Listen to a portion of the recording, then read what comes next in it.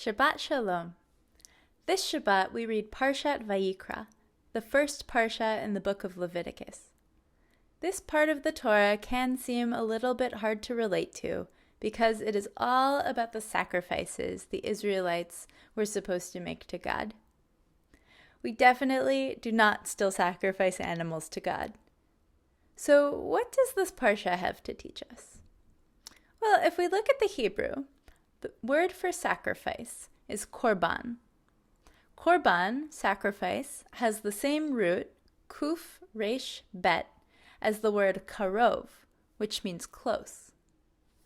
From this, we learn that the purpose of sacrifice was to come closer to God. It may seem strange from our perspective today that ritual barbecue brought the Israelites closer to God, but in that time sacrifice was a common method of deity worship. Sacrifice was the way the Israelites knew how to have a conversation with God. Apart from Moses, of course, who actually did have a conversation with God. If we don't sacrifice, how do we get closer to God? Well, when the second temple was destroyed, and even a little bit before that, prayer started to take the place of sacrifice. In fact, traditional Jewish prayer structure mirrors the structure of the sacrifices, both for daily prayer and for holidays and festivals. But what if you don't connect to prayer or don't pray every day? Then how do we get closer to God? Perhaps it's through music or meditation, spending time in nature or connecting to community, reading or engaging in ritual, spending time with family or cooking or eating traditional foods. There are so many ideas of who or what God is. There could be just as many, if not more, ways to get closer to God.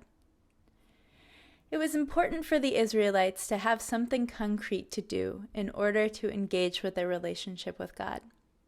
Judaism has always been a tradition of doing. We light candles, we eat certain foods, we read texts, we sing songs, we gather together, we do, and then we feel closer. Our doing is what brings us closer. Next week, we will sit down to our Passover Seder, one of our yearly doings, which brings us closer.